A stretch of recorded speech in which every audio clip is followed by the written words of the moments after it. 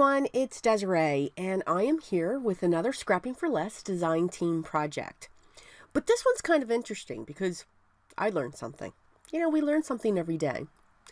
This is a mini kit, and it features a pink and Maine stamp that was exclusively designed for Scrapping for Less. Now, you may have seen this before because it was actually part of one of the monthly kit releases. Here's the awesome thing. If this stamp set you absolutely loved and had to have, you can buy the mini kit. So all of that is going to be linked below. I just learned things. So yeah, I feel really bad. But the mini kit is available. So again, all of those links will be down below. I think it's awesome.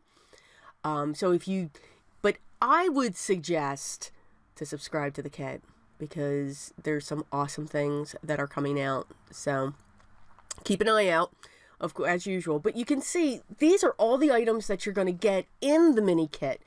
The 4x6 stamp set, stickers, sequins, envelope, paper. So, and that was what I was showing you previously. But let's get to the fun part and let's make the card. So for this, I'm taking a piece of brown from my scrap stash, which I really need to start using that. And I'm going to stamp the sentiment, "All good things are wild and free." And that's by Henry David, and I'll chop up the last name, Thoreau. So, that is one of my favorite sayings when it comes to those types of statements or quotes. I'm going to heat set that using my white embossing powder. And once that is set and melted, we're going to cut that out using one of my banner dies from my stash. I'm going to grab my Memento ink because I am going to use my alcohol markers, both the combination of my Stampin' Up! And the Prismacolors. I'm going to stamp the adorable platypus. Now, please keep in mind, I have absolutely no idea what colors a platypus was, so I did look it up. I Googled it. I don't know if I still got the colors right, but again, this is card making. We're not realists. Let's go with it. I also stamped the image on the back of a piece of cardstock, so you're going to see what I'm going to do with that in a little bit. So I sped this up. I am going to show you all of the coloring. What I found with platypuses, they're just very dark. There's really, not too much difference in color between, body, tail, bill. So we're just using a lot of dark shades of brown. Tried to make the tail just a little bit darker than the adorable little image. But you can see there's different ways that you can color with alcohol markers. I am one to color, if it's a small area, I will use my light shade first, put a layer of that down, then I'll go back into where my shades are with my darker, because then in my mind that blends easier. And then I'll come in with my mid-tone, and then I'll go back over with my light tone if I have to, if I don't have a blend. There are so many videos absolutely available to see this process. This is how I'm learning. I am not an expert with these. There's a friend of mine that I watch that just helps me learn all of this process, because it is a process, but it is a coloring medium that I do want to learn, because I've made an investment and I'm continuing to make investments because I'm moving into the Copics. So just, keep that in mind. YouTube, friend, you can learn a lot from it. So I'm going to fussy cut the image out. And once that's fussy cut out, you can see the bill. I didn't do anything with the bill. Well, that's where the pattern paper is going to come in. So I'm just going to cut out the bill from this cardstock, from this pattern paper that comes in the kit. So this is paper piecing. That's what I'm going to be doing. It's funny. I've been a sewer for the most of my life, dealt with fabric, quilts, and then other designs, other pieces that I've designed using piecing, and we have something that's called paper piecing as well, and I absolutely love it. It's my favorite technique. I'm surprised I don't do it more here. So once that's done, I did take my vintage photo around the bill just to cover up the edges. Almost threw the bill across the table, but it landed on my thumb. We're going to apply that down in place. So I just like that to be used. I probably could have used it for his tail as well, but I just wanted to do that for his little bill.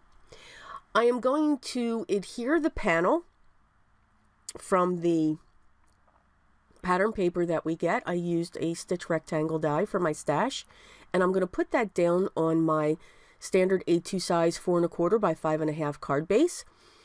I was going to go crooked with the panel, decided not to, so thank goodness I didn't set it down. And we're going to put that straight on, and the tag that came in the mini kit is going to be set crooked. Now, I did punch the hole in that tag. I have a crocodile, the hole punch one. That's really what I use it for. You can do, I think, rivets and all of that fun stuff. I grabbed a piece of twine from my stash and I just looped that through the hole. I'm going to use my double-sided tape and just cut a piece off there. I didn't want to use glue because I didn't want the glue to come through the tag, because I'm not really covering up the whole tag. But this tape is very strong, so it will, after time, it actually, I think it does something on its own. I actually get it from a shipping company. So I'm going to use some foam squares to prop up my sentiment.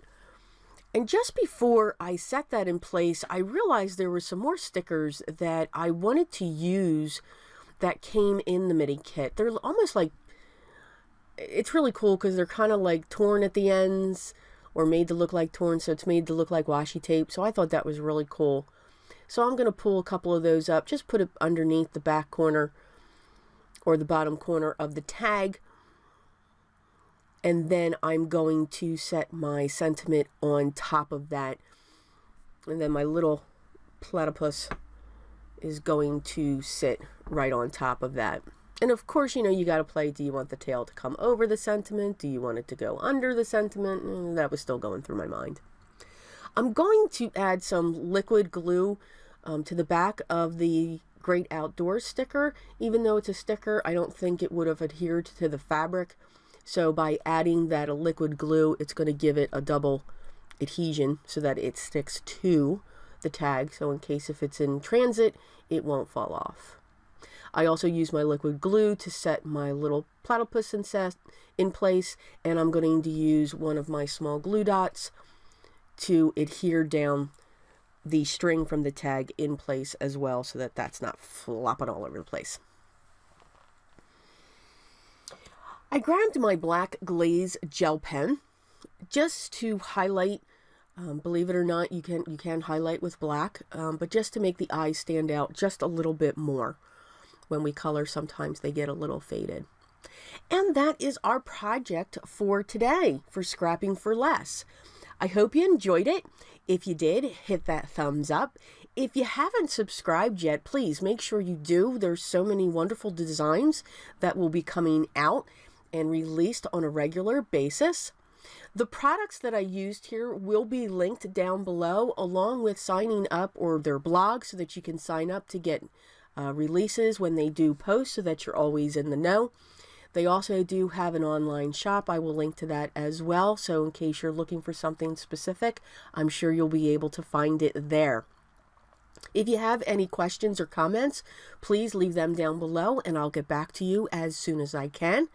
I hope everyone is having a great day, but always remember what's most important. Always be creative.